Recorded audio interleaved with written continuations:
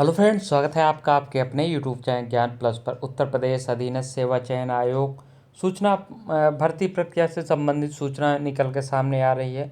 उत्तर प्रदेश अधीनस्थ सेवा चयन आयोग अब केंद्र की सेट से ही कराएगा भर्ती परीक्षा। जी हाँ, केवल मुख्य परीक्षा ही कराएगा यूपी सबसे बड़ा सवाल, कब होगा सेट? सरकार जल्द ही दे सकती है मंजूरी। सेट से राज्य की नौकरियों के भी खुलेंगे रास्ते। तो ये यूपी एक बहुत ही घटिया कदम उठाने जा रही है। घटिया कदम इसलिए क्योंकि सेट का कोई अभी भविष्य नहीं दिख रहा है कि ये सेट कब होगा, कैसे होगा, और सबसे बड़ा सवाल उत्तर प्रदेश की भर्तियों में कैसे लागू होगा। क्योंकि यूपी की भर्तियां तो वो ज़्यादातर भर्तियों में यूपी की उसमें हिंदी मांगता है, जबकि यूपी जो सरकार केंद्र सरकार जो सेट कराएगी उसमें इंग्लिश होगा।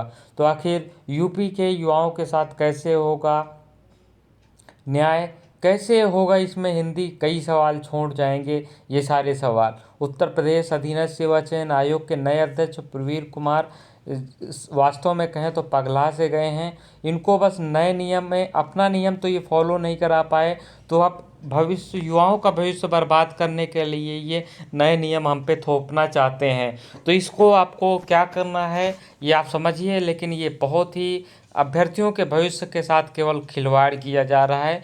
ये चीज़ आप समझ लीजिए, सरकार नौकरी देने की एकदम मूड में नहीं है, इसीलिए ये सब नौटंकी पे नौटंकी किए जा रही। योगी आदित्यनाथ कह रहे हैं कि हम अपनी अलग एजेंसी बनाएंगे, यूपी सेट के पीछे ही पड़ा है। क्या होगा ये तो भविष्य बताएगा, लेकिन पहले खबर देख लेते हैं। तो यहाँ पे आप खबर देख सकते हैं, केंद्रीय सेट से राज्य की नौकरियों में खुलेंगे रास्ते। सफल अभ्यर्थी ग्रुप सी के पदों के लिए दे सकेंगे मुख्य परीक्षा। उत्तर प्रदेश अधीनस्थ सेवा चयन आयोग ने नियमावली में संशोधन का प्रस्ताव शासन को भेजा। छोटी छोटी भर्तियों में बड़ी संख्या में होते हैं अभ्यर्थी, जिससे प्रक्रिया में लग जाता है समय। वैसे भी कौन सा आप काम कर रहे हैं? 2700 अभ्यर्थियों का रिजल्ट ये 8 से 10 महीने में नहीं दे पाए हैं। ये कहानी बताते हैं, इनको कुछ करना रहता नहीं। सरकारी नौकरी की तैयारी कर रहे युवा बेरोजगारों के लिए एकदम राहत की खबर नहीं है। पेपर वाले तो अंधभक्त हैं सारे, लगभग आप कह सकते हैं। आप समझ गए होंगे मैं क्या कहना चाहता हूँ।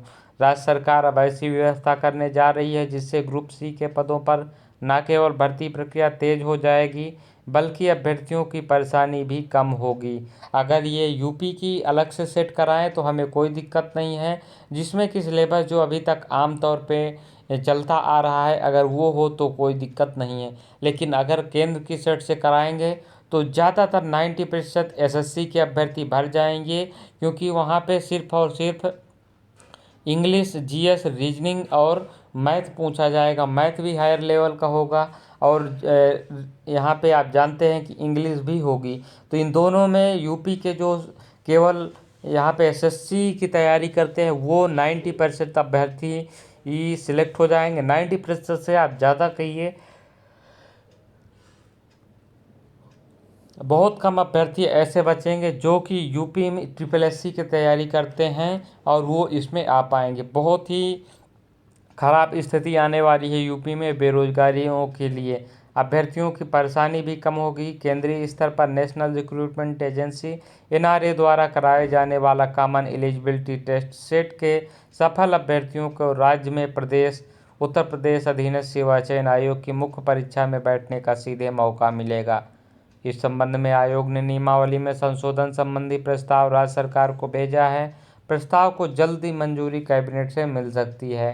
राज्य सरकार के सरकारी विभागों, निगमों व ग्रुप सी की पदों पर आयोग की ओर से की जाने वाली विभिन्न भर्तियों में विभागीय पदों की सीमित संख्या सापेक्ष लिखित परीक्षा में शामिल होने वाले अभ्यर्थियों की संख्या लाखों में होती है।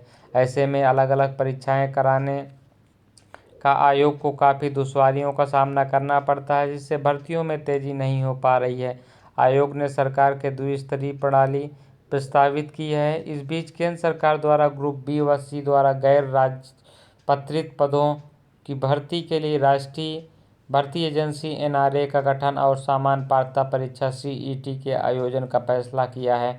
तो आयोग ने शासन को संशोधित प्रस्ताव भेजा है। आयोग ने सेट में सफल अभ्यर्थियों का यूपी में उसकी ओर से आयोजित की जाने वाली मुख्य परीक्षा में सीधे देने के लिए नियमावली संशोधन प्रस्तावित किया है।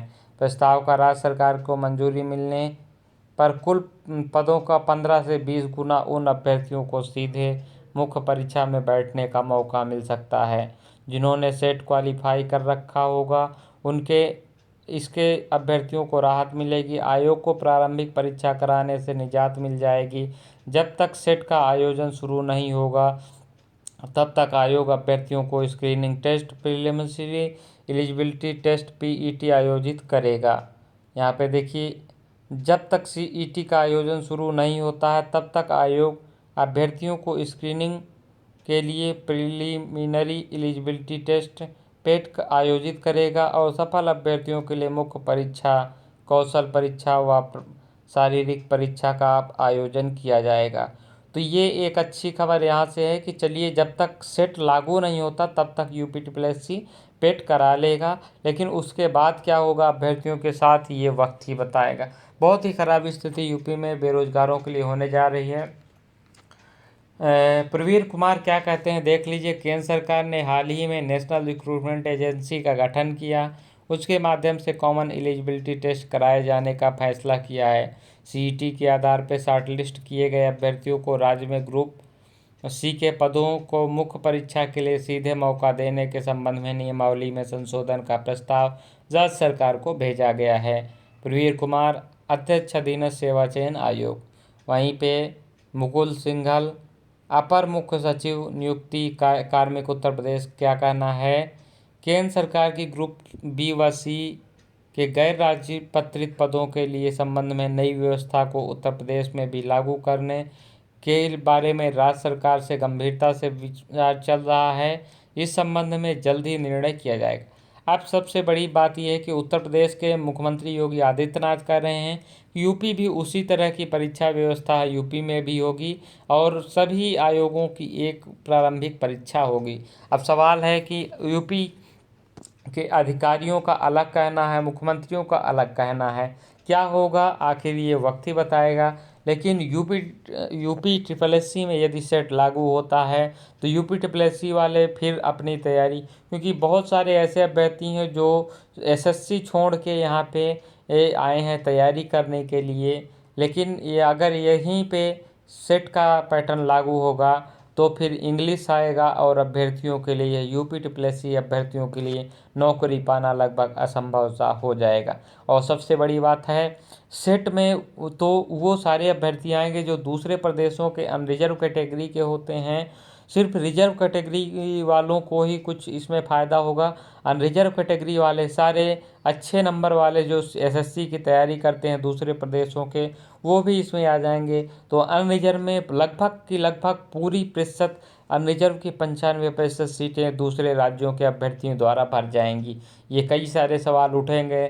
यूपी में यदि सेट लागू होता है सेंट्रल का, तो इन सारी सवालों का जवाब कौन देगा, कौन युवाओं के भविष्य को देखेगा, ये सारे सवाल अभी रह गए हैं जिंदा और आगे भी रहेंगे जब तक यूपी ट्रिपल एस सी के अध्यक्ष प्रवीर कुमार रहेंगे, क्योंकि इनको अभी तक काम नहीं करना है, बस इधर उधर के फालतू काम ही इनको आते हैं।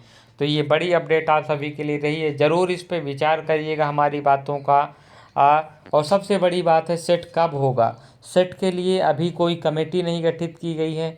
कमेटी गठित की जाएगी। अलग अलग परीक्षा पैटर्न हैं, कौन सा परीक्षा पैटर्न लागू करेगी, सबसे बड़ा सवाल तो यही होगा।